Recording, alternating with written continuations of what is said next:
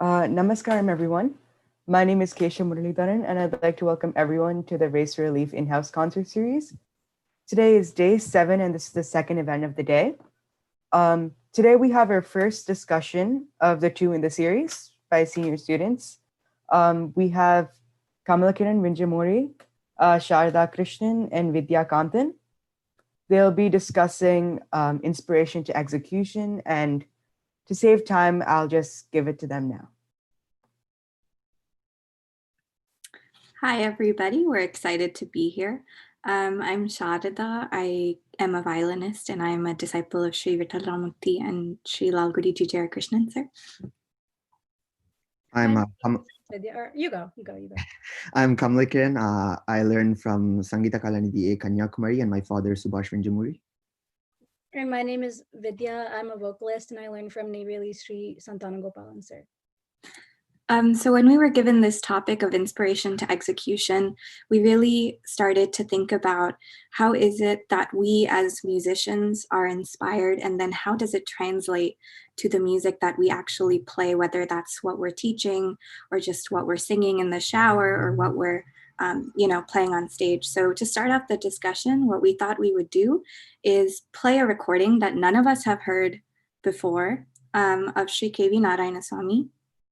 And what we'll be doing is playing different bits of the recording, and then we'll each start talking about how we are inspired by this recording in different ways, or maybe similar ways. So I will play a little bit of Alapana in Kapi Raga.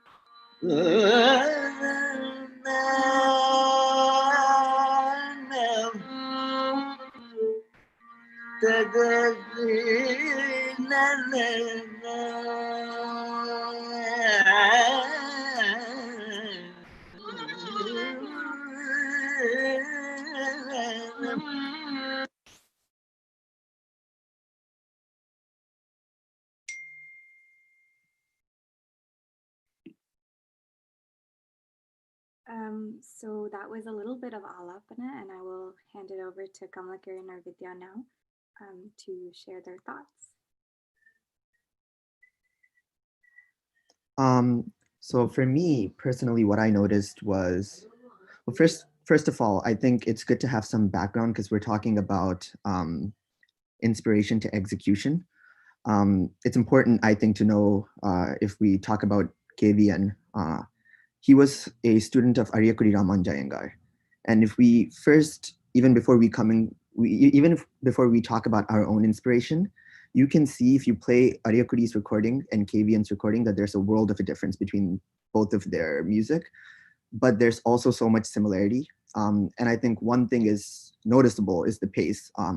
How Ariyakudi was very Madhyama Kalam and fast-paced, and KVN took that same Pathantaram, but kind of put his own spin on it.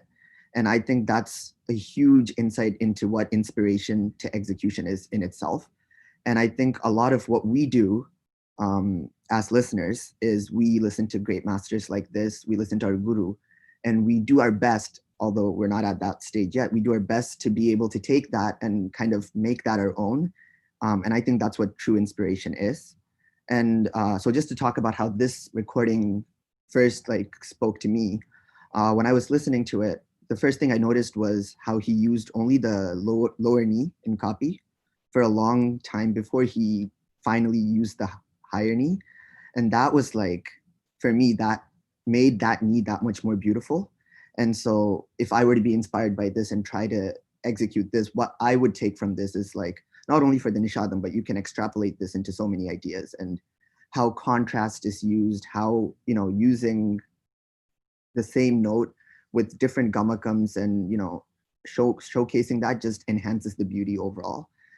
So that's what hit me most from this copy, because it was very different, but also very like nostalgic at the same time.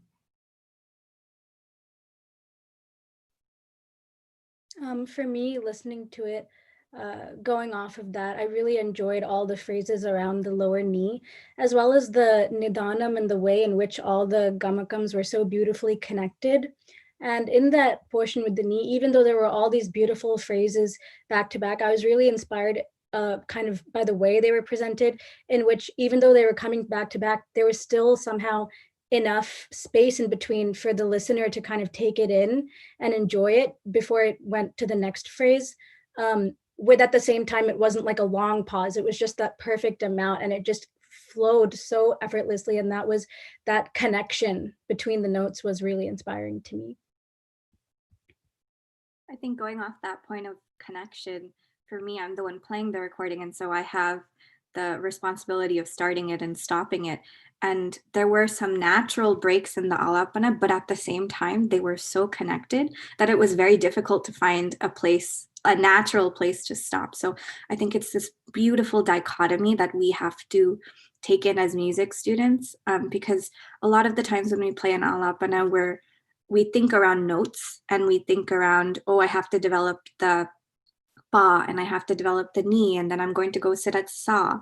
And we sometimes get so caught up in that the alapana loses its continuity. And so that's, for me, something that I found so beautiful about this. And before you go on to the next point, one thing I'd like to add is also the whole arohana avarohanam point. Like if you take the arohanam of copy, it has the higher knee, but you see that he was using the lower knee while going up. So just like you said, not to be note focused, we should also notice how they're basing it off of phrases, and it's not necessarily from the arohanam avarohanam. Right, exactly. So now I think what I'll do is play a little bit of the kriti itself, and we will talk about that.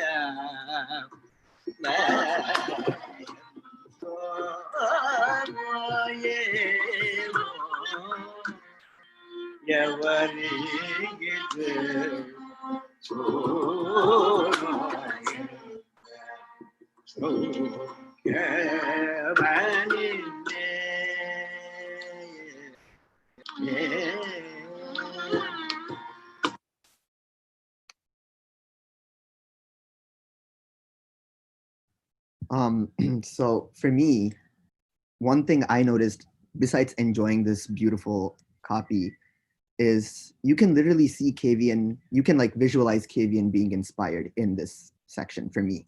And the reason I bring that up is because I think when we look at any of these past masters, they all had a style that's so distinctly unique, um, which I feel that that's what true inspiration comes from. And so without compromising on that, like their own identity, they continue to sing like this. And that's where I find all of their monodharmam, all of whatever that happens, whether it's a kriti or a monodharmam, I find that to be so beautiful because you can see their originality even when they're singing a composition or anything like that.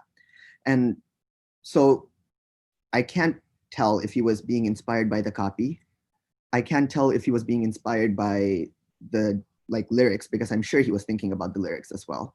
I can't tell if he was being inspired by the mridangam, which for me was I could like just listen to that continuous mridangam. Like, I mean, I know he was because that's why he stopped and did that alapana in between the Mishra Muchesi because it just flowed so well with the mridangam.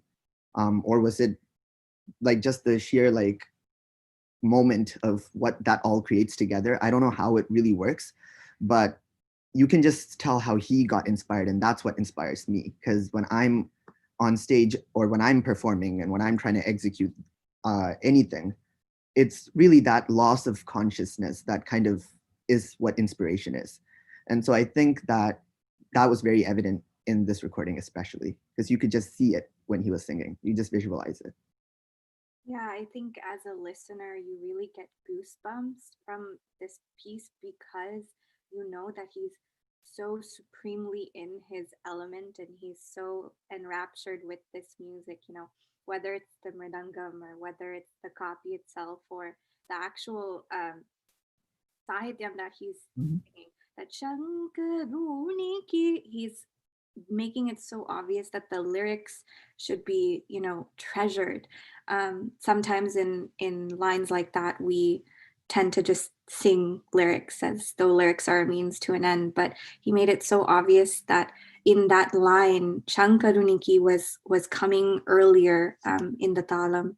And yeah, I think the goosebumps element is really because he's just settled into the copy and it like tugs at your heartstrings as a listener. And that's really the goal of music for all of us. And I think what we can take away from it as music students is, well, how do we become so comfortable in our own music that we're not rushing, we're not slowing down, we're just sticking with the pace of the mridangam and like settling into the music to make it authentic. Yeah. Going along with that, you could see how the whole team was just inspired by each other. And I think that's why it just came together and gelled and flowed in such a way that you can't help but close your eyes and sway.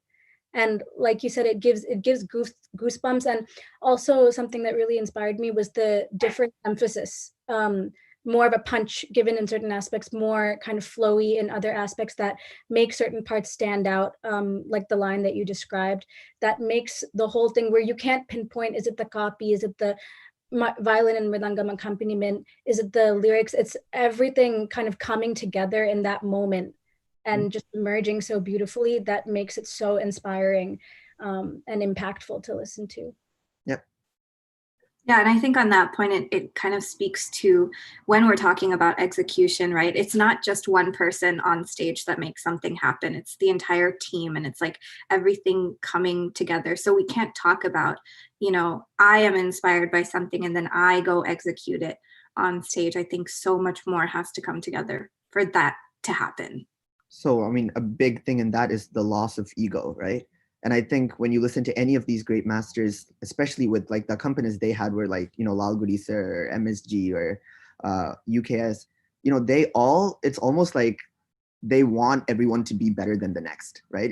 There's no sense of competition. There's no sense of, oh, he did this copy like this. No one was trying to, I'm sure everyone could have done what the other person did, but they stuck true to what really inspired them and what their style is. They weren't trying to be like anyone. And I think that really shows because that's why the music is so pure.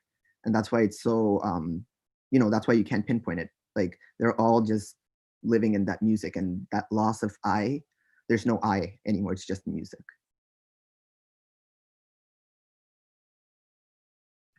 Okay, I'm going to play some Netavel now, so it'll give us kind of a different feel of how the concert goes.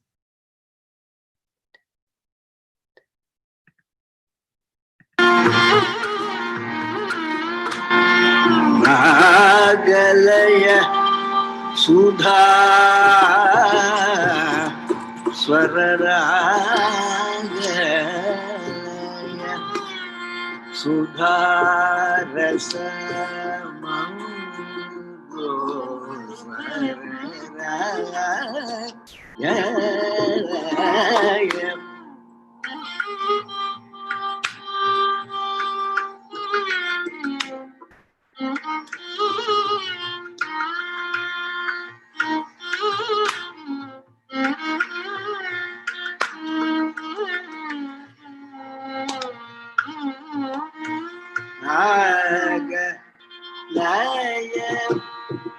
Sudharasamandu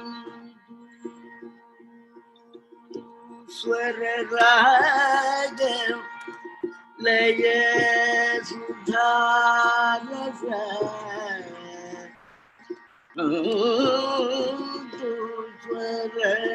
Swararaga Laya Sudharasa Mandu Swararaga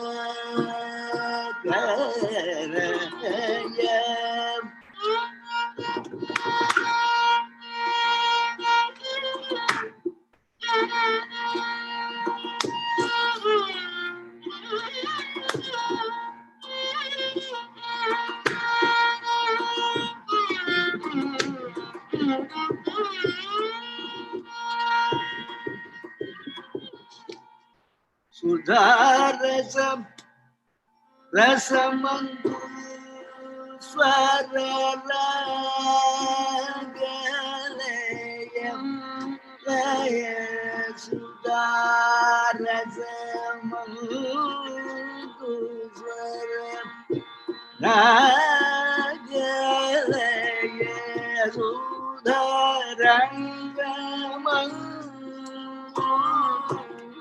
Swararagalaya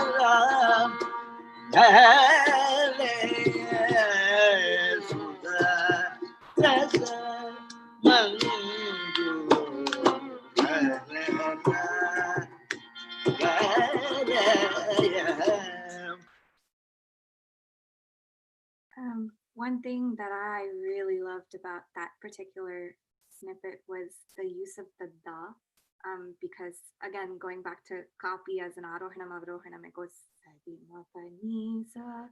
So if you just kind of follow that, you're not actually utilizing the richness that is the da, and it was such a beautiful moment. And so I think the importance of exploring the raga in all of its depth and not being so kind of tied to a structure sometimes can be a really good thing. And I think structure is great as a music student because it does definitely give us something that we can use to form whatever manadharmam it is we're doing. But beyond a point, then to get, to that level, you have to kind of abandon structure in a way. And another thing that I really loved, or what I took away from it, was the simplicity in the notes. You can go just sing one note, no gamaka, sit on that note for, however many beats. And it's just so pure and so soothing. And I think it speaks to the, sometimes we get so stressed out with, oh, I have to show all of these fancy phrases and I have to, showcase these impressive things, but there's such beauty and simplicity. And I think that's something we all, can learn a lot more of. I was actually thinking exactly that, the point that you bring up about the simplicity, like it without being over embellished, I felt that there was like still this complexity within the simplicity, which I know doesn't make sense when you say that, but when you listen to it, the underlying details and the way in which these seemingly simple phrases were sung displays what complexity actually lies within there, and the same phrase sung in a certain way shows so much more depth to a phrase that may at first seem so simple if you were to just take the swaras and look at it that way. I was really struck by the amount of complexity within the simplicity. I agree with everything that's said. I just like to go one step further, and I think it's more than simplicity or complexity. The reason I say that is because if you notice, we've only been listening to about a minute of Alapana, a minute of the Swaram, a minute of the Naraval. And I mean, I don't know, I know so what happened is we planned to play another recording. That recording didn't work out. So I actually had no clue what recording is going to play. So this is actually the first time we're all listening to this. So it's not like we had any idea what's going to happen. And so the fact that even in that 1 minute, we're completely in tune with what's been sung, I think that says a lot. And the reason I say that is because I don't think for any of our concerts, we can just go to any random minute and listen to anything. And like today, what we play and be like, oh my God, something was going on.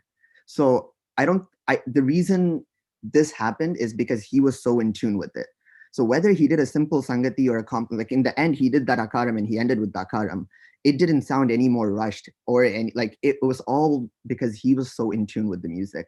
And I think that's where, whether he's going to abandon the structure and do whatever note, at that point, whatever he does is just going to be amazing. It's all going to just seem like copy. I think we're like analyzing this now because we have to, but when we're actually listening to it, we're not actually noticing all of those small things. We're just saying aha, because it's just so inspiring. And I think that goes beyond simple or complex or what note he used, or, he could have done like loda, he could have done any note. And, mappa nisa, the way he does the lower knee when going up is actually very unconventional. I haven't heard many people do it, but I don't think we even notice that. It's not like, oh, what's he doing? But if we did that today, we might be like, oh, because we're trying to like achieve something. But there, it just came. They weren't trying to achieve anything. And I think that's what really shows. And that's evident by the fact that even in 30 seconds to a minute, we're just like, what happened? Like we could go to any random minute and do this.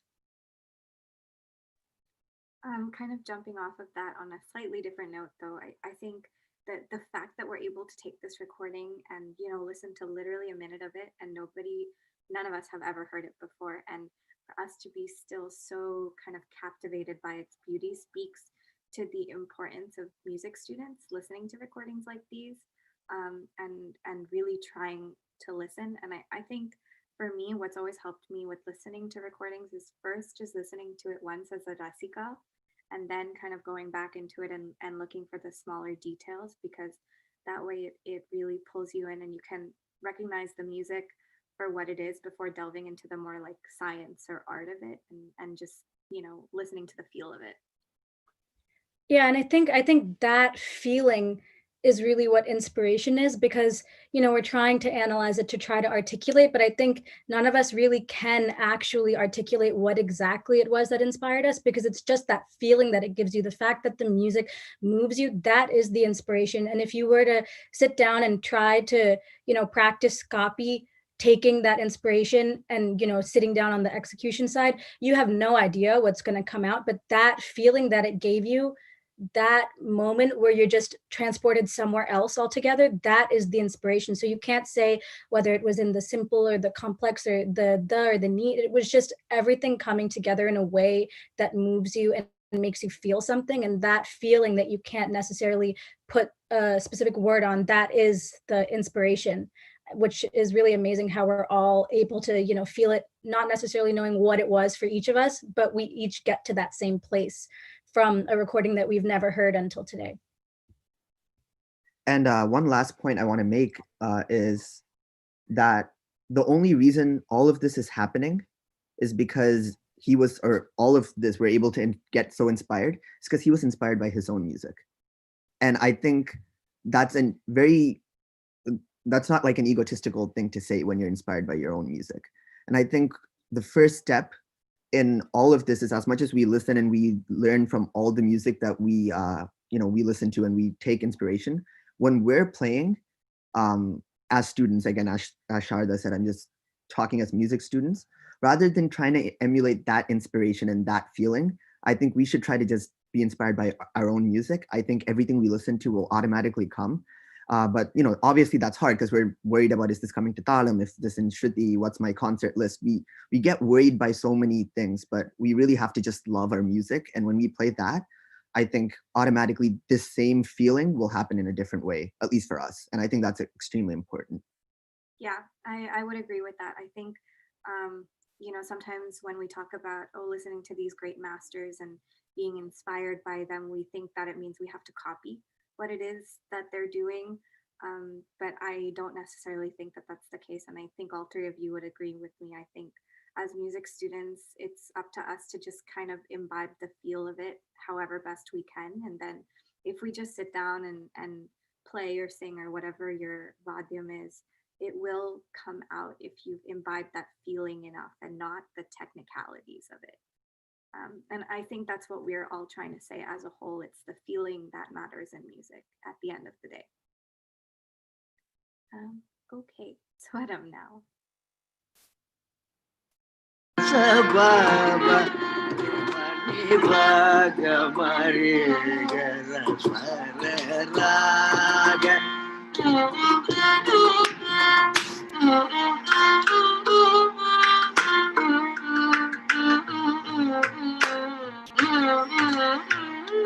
Papadani da da da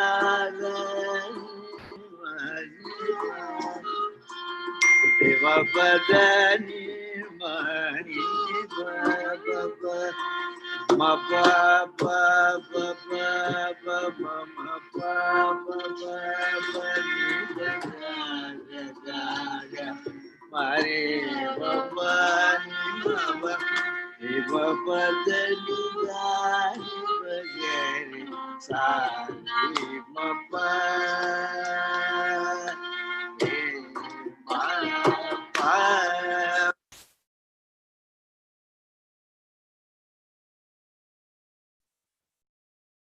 I think maybe what we'll do for the sake of time is just leave you with that recording. We're not going to put our 2 cents on it. And we'll kind of move on to some other points that we wanted to touch on in this discussion. So I guess I'll just start off by asking the question. We all are from 3 different styles. I learned from Kanyama, Sharada learns from GJR, Krishnan, and Vital sir, as she said, and Vidya is a student of Neveli sir. And I have influence from my dad, and I'll let them talk about their influences. But just my question to you is, how do you take inspiration from your gurus and make that into your own? What's your process? If you just would talk about that a little bit.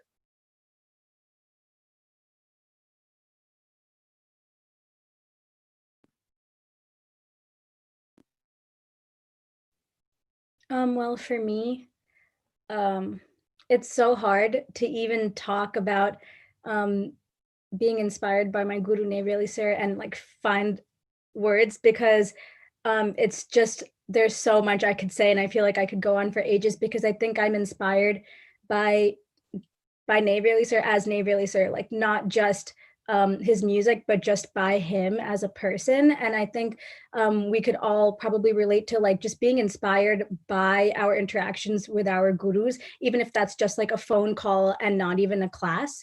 But on the flip side of that, I feel like having class is my favorite thing in the world.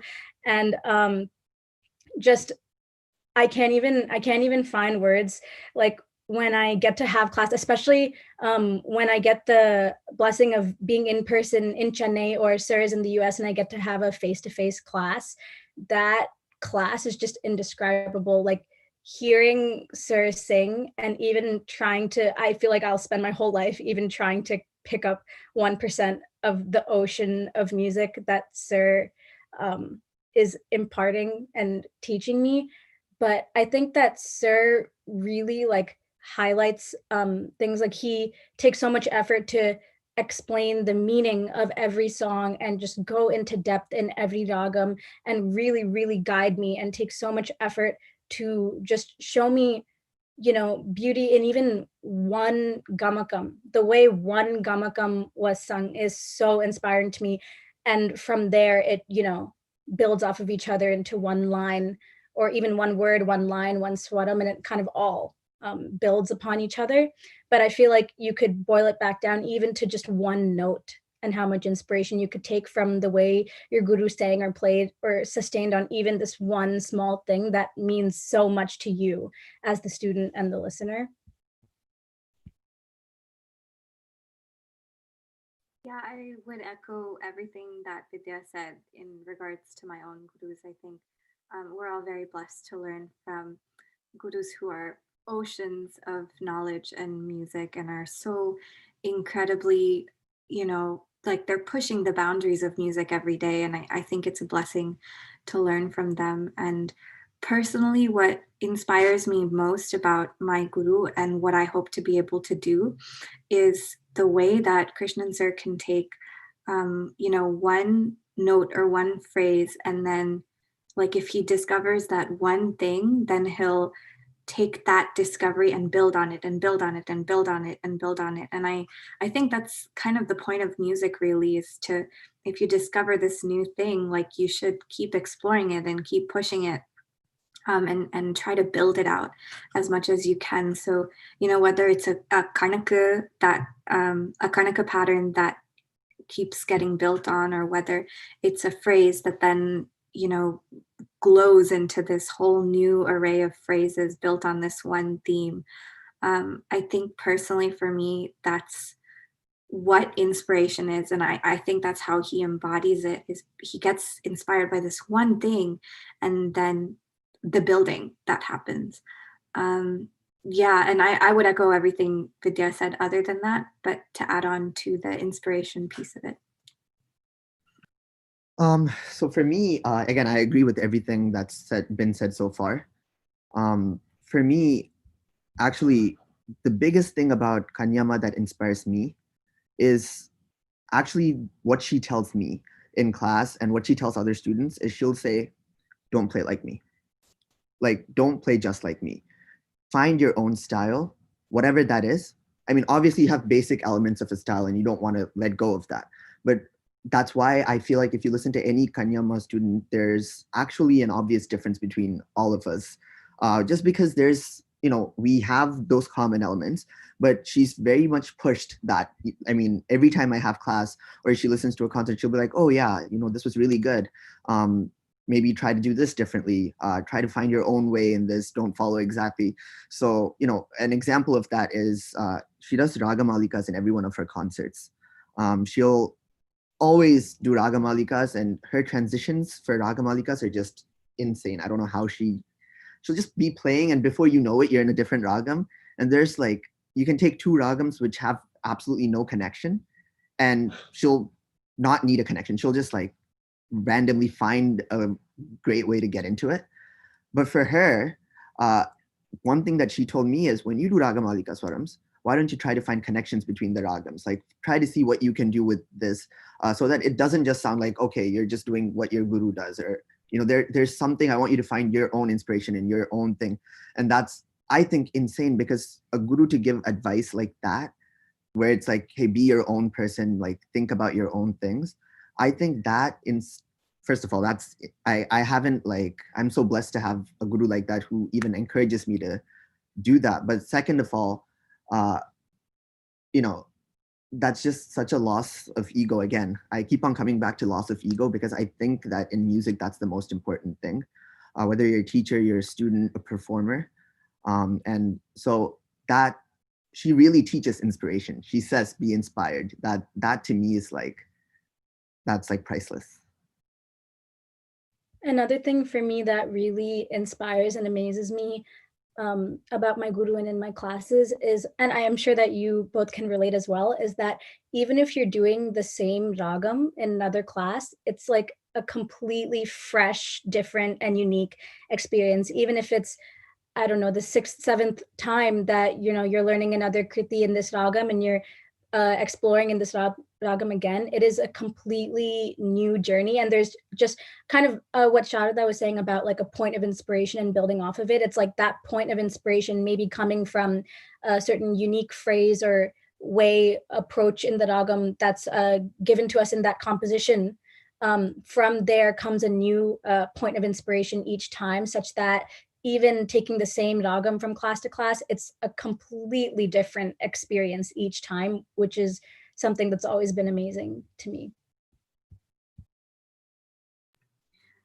Yeah, I would agree with that. And I think one thing that really comes to mind when I think about different ragas and different kirtanams and how that kind of influences my school is that if you were to listen to Lal Gudi sir play an alapana, you would know what kirtanam in that raga that alapana is supposed to be for. There's not an ambiguity of, okay, well, this is just Shankaravarnam. You'll be able to see this is Shankaravarnam for Yenduku Peddala because of a certain phrase that he plays or an emphasis on a certain note.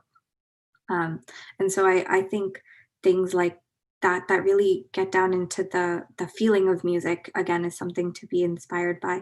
And I also wanted to just touch on, again, the importance of individuality in music. In our school, obviously, Lal Gudi sir is such a great violinist, and he has revolutionized the way that, violin fingering was done. And I think one thing that really inspires me about both of my gurus is that although you're able to tell that they are very clearly Lal Gudi sir's students and descendants, there is also their individuality shines through. And so if I were to listen to a recording of Lal Gudi sir and Krishnan sir playing, I would be able to tell which one is Krishnan sir playing because of the way that the music is organized or the ideas. And I think it speaks to, the ability to maintain a tradition of music, which I think is extremely important being in this school, but also having the space within that tradition to express yourself. And I think that's something I'm so inspired by. And as music students, something we should strive to do.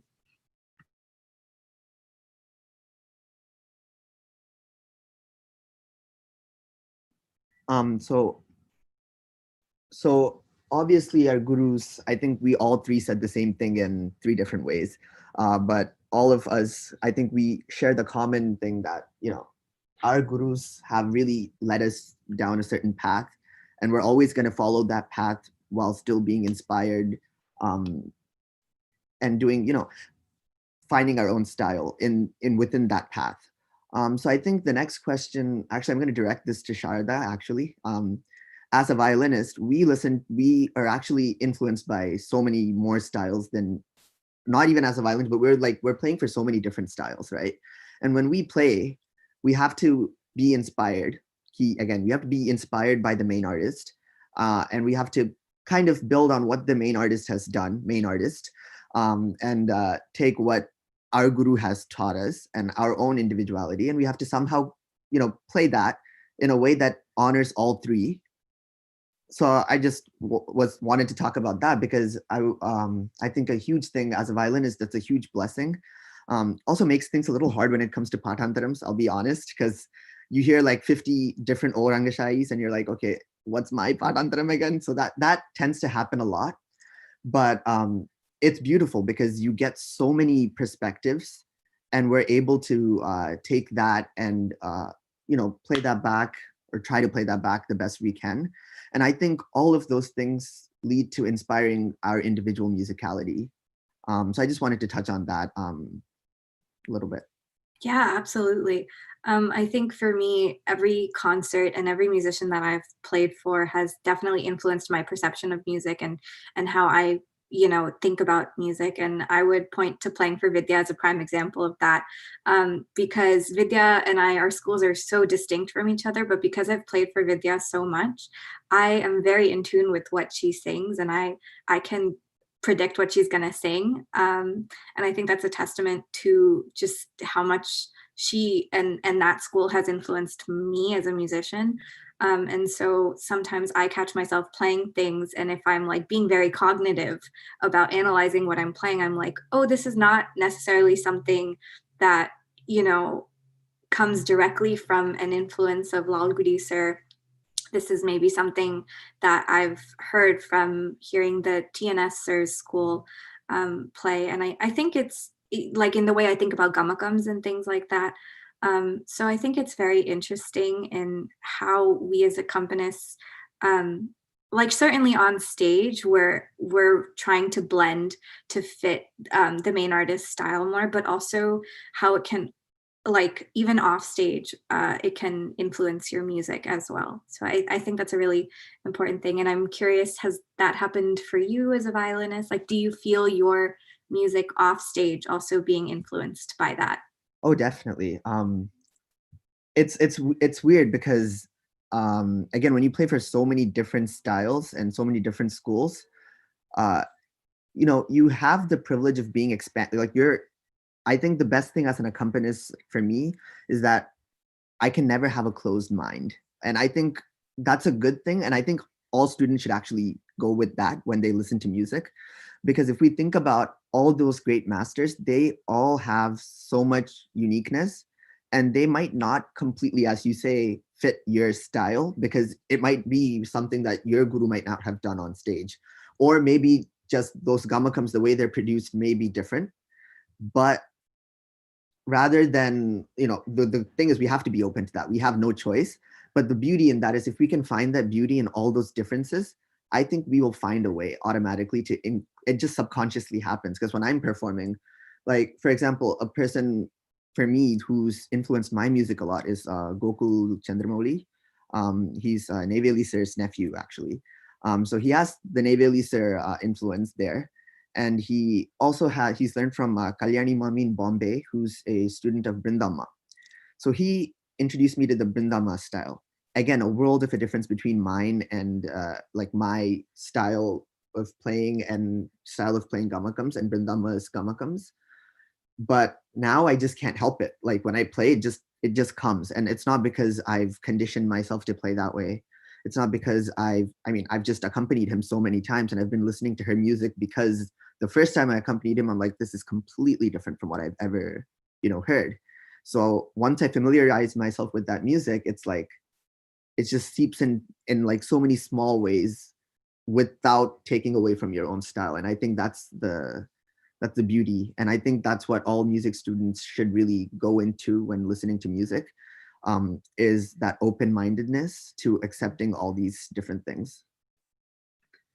Kind of going off of what you both said, I obviously can't speak from the perspective of an accompanist, but as a vocalist, at least in my experience, I find myself constantly inspired by my co-artists on stage.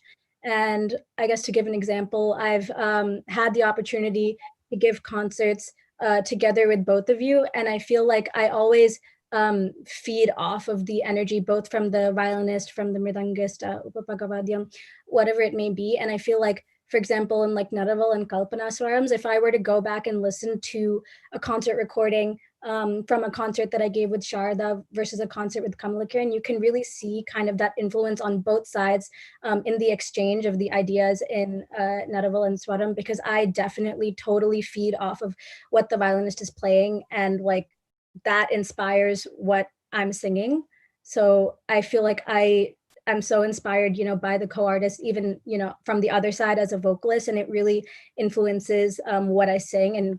And you can see that from concert to concert, how the team comes together.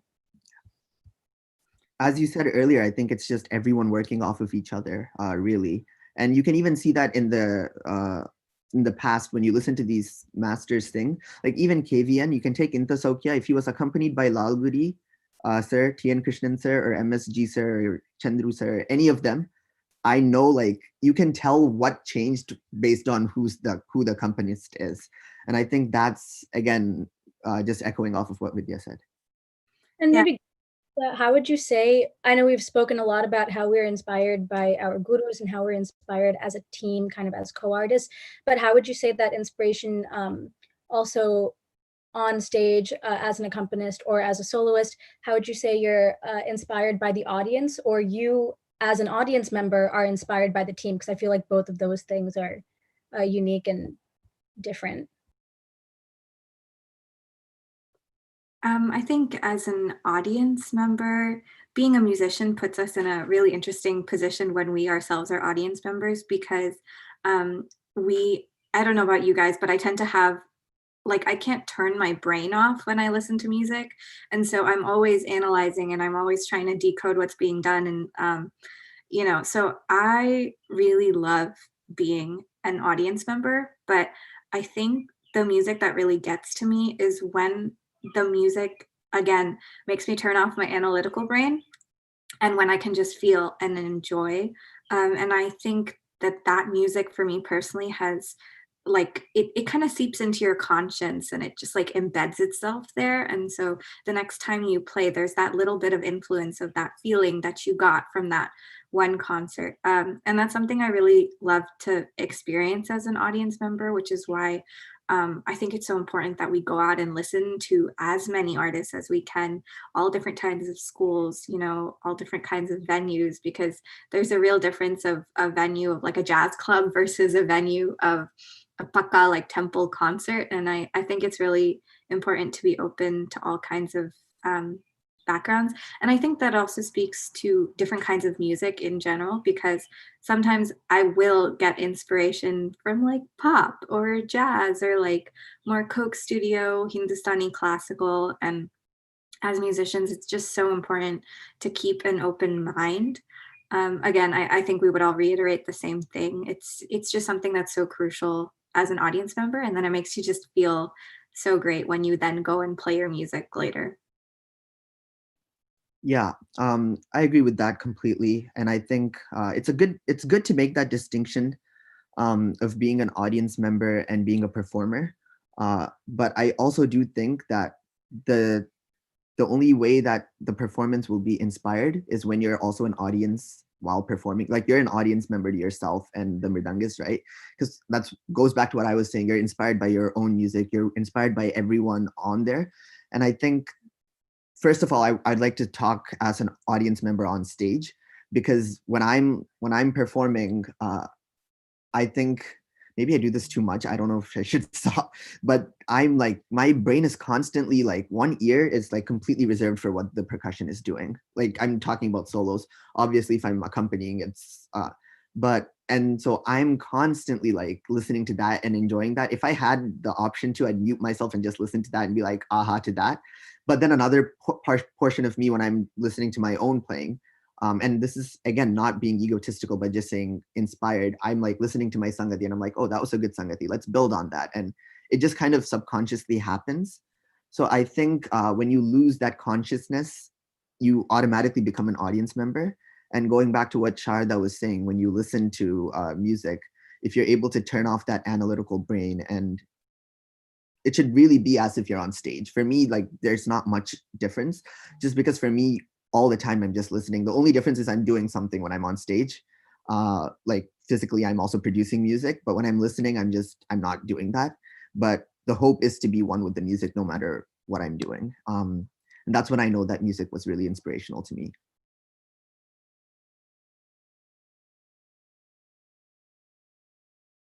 Yeah, I would also touch on that, the moments on stage.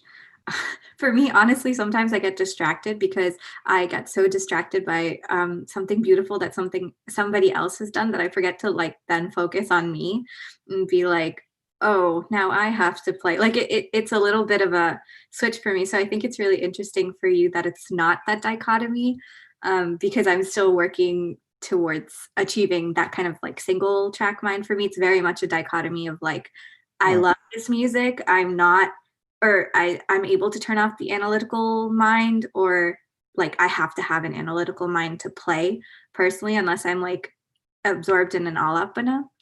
Yeah. So I think it's really interesting. That's a good point. I wouldn't say I completely achieved it, but that's the hope, as I said, like I hope to do that. That's the point. I think that's what we should all like try to get to as musicians. Yeah. So because we've oh sorry, you can go. Oh no, go ahead. No, I was gonna change the topic. So if you have something to add, I was just gonna change the topic. Oh, okay. No, I was just gonna say if we just want to talk about other inspirations to us, just because we have like 10 minutes ish left, and I think we wanted to sing a little bit too. But before we go to that, can we just maybe quickly touch upon different inspirations, like musically, who's inspired us in which way, like real quick words? I know it's impossible to just like pick and choose, but anything that speaks to you guys.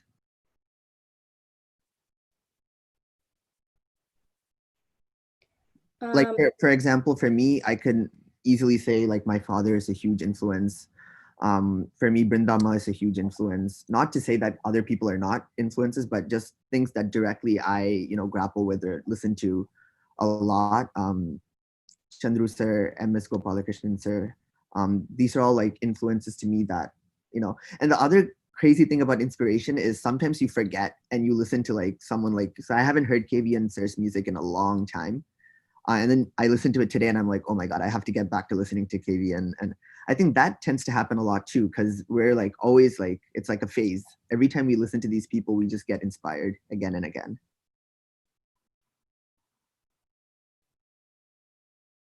Yeah, I think I definitely go through my phases of who I listen to.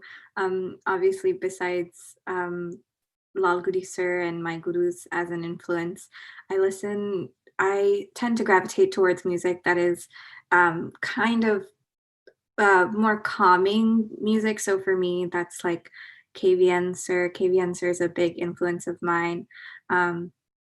And I also tend to listen to Madre Somo. I'm a huge fan. So yeah, again, it really depends on the mood. Sometimes I love listening to TV Shankaranarayanan sir's music. I think it's amazing. So TNS sir. So it really depends on my mood and everything. But yeah, I think there's so much we can gain from every artist, every experience. For me, outside of my gurus, obviously TNS sir, I also can say I've gone through like so many phases just listening to so many different artists, but of course Shamanguri sir, Ramnath Krishnan sir, Voleti sir, Kalyana Raman sir, the list goes on and on. I love listening to Lal Gudi sir, MSG sir, whatever it may be. I love listening to concerts with my dad that were accompanied by Karigudi Mani sir, and then of course being inspired by my parents and by my peers. So it really is such an expansive list, and each, whoever it may be or whatever I may be listening to inspires me in a unique way that I can't, differentiate. It's just so many different places and people from which you can draw that inspiration as a musician and as a student. But maybe going along with that, kind of tying it all together and how this inspiration ties into the execution aspect. I know we discussed it earlier, kind of just being inspired as a team collectively on stage, which we thought we could kind of demonstrate through some Kalpana Swarams, how we kind of all inspire one another and maybe build off of the ideas and I guess see what happens. Sure. Can you guys hear the Shruti?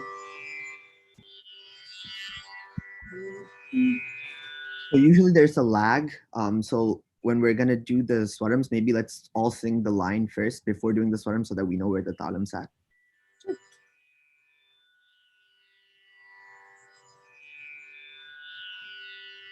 We both have violinist mentality, so Vidya, you're gonna have to start. All right. Brova Barama Pamaga Sagama Brova Barama Brova Barama Gama Badani Pamaga Pamaga Sagama Brova Barama Brova Barama Gama Pasani Papa Magasa Gapa Magasa Gama Brova Barama Barama Gama Pasani Pa Gama Pani Pama Magama Brova Barama Brova Barama Gama Pamaga Ma Badani Pasani Pamaga Ma Brova Barama Brova Barama Pasani Pa Mani Pama Samaga Sama Brova Barama Brova Barama Samaga Sanisa Kasani Pasani Pamagama Brova Barama Brova Barama Padani Gasani Pakama Pasani Pamaga Sagama Brova Barama Brova padani sa padani ma padani ga ma pa sa pa ma ga ma brova rama. Samagaza gama padani padani samagaza ni pagama brova barama. Barama. Sagama sagama sagama padani sani pagama barama. Brova sani pa ma ga ni pa ma ga sa pa da ni sa ma ga ma brova rama. Brova sapadani samaga sapasagama pasani pasapasani pamaga samagama brova barama. Brova sabadani sani pamagama sagama padani sani pamagama barama. Brova sa pa ma ga sa ni pa ga sa ni pa ma ga pa sa ma ga ma brova rama. Brova barama. Samaga sapama sani pasasani pagasani pagama brova barama. Brova samaga sapadani pasamaga sani pamagama barama. Brova pa ma ga ma pa da ni sa pa ma ga ma ni pa ma ga ma brova rama. Brova ni pa magama pada ni pa magama paga sa pa magama brova rama. Brova sani pamagama sani ni pamagama padani sani pagama barama. Brova sani padani ga sani ni pa ma brova rama. Brova sani ga sani pa sani pa maga sani brova rama. Ole. Sani ga sani maga pamani pama sani ga sani maga sani pamagama barama. Brova sani maya sani pa ma ga sani padani sa ga ma ga brova rama. Gama sani pa magama sani pa magama sani pa magama sani brova rama. Kamaga sani ga sani pa sani pamani pamagama sani sagama barama. Brova mama ga sa sani ni pa ma sa ga ma brova rama. Brova mani paga pa ma sa ma ga ni paga pa mani pa sa ni pa ma brova rama. Sama saga sapa ma pa saga sani pani sa ni mi pa ni pa ma ga sagama barama. So I think maybe it's a good place to stop and just talk about certain things if we remember what we sang. About how we kind of built off of each other. So one thing that strikes me immediately is I was inspired when Vidya sang Brova Barama or Brova Barama, something using that. So I tried to use that in my swaram. Even though she might have not done it in her swaram, that was something that I took from for sure. From Kamalakiran, the whole sani pani sani sama pani, like the whole kind of the parallel building off and showing in all the octaves and all the different connections. I found that swaram to be very inspiring. I think one thing Vidya did was nipa, that double gamakam, and so then I did sani in the next swaram. So that was something. And yeah, I think again, one thing I just wanted to point out is when Sharada was singing, you can definitely tell, or when all of us were singing, but I mean, obviously with Vidya, she's a vocalist, so that's why I'm saying when Sharada was singing, even when she was singing, you could tell the Lalgudi Bani was like constantly there, regardless of who she was kind of jumping off of. Even in the way you sang the gamakams, that was very evident to me. You were inspired by her swaram. You did the Sunny, but the way you did the Sunny was very much like how Lalgudi sir would have done it, and that was the bottom of line. I sang something. I actually don't know this Preeti, but I sang something. The way you sang it, you could see that style and the beauty in the singing. Even though you're primarily a violinist, it was just so beautiful. Yeah, Vidya saying Dhruva Barama, and then my reflex is to go Dhruva Barama. Yeah. Just very evident about the Padantarams that we come from. Yeah. And this is what we hope to do on stage too. So where inspiration meets execution is basically, in other terms, a jam session, which was a really fun last 10 minutes that I felt like really was a nice way to kind of bring everything together in a small demo. And again, I think it's impossible to actually, topics like this are very hard to articulate because it is inspiration, it's a feeling. And those are very difficult to articulate. So I think the best way to do that is just continuing to be inspired. And I think this last 10 minutes, we were inspired by each other when we were singing. So that was evident, I hope.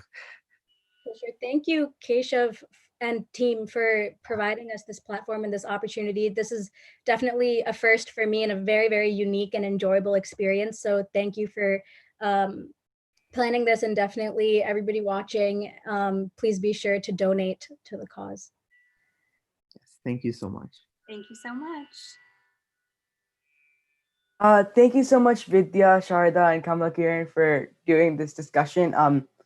I found it extremely cool, educational, like eye-opening on like all of this stuff, and I got a couple of texts from my friends also saying the same thing. So thank you so much. I also found it so cool when you guys are doing the swarams, like in the end, and you guys are all saying like you were basing it off of each other, but I loved how you guys use your own individuality in like all of these different swarams. So I found that extremely cool.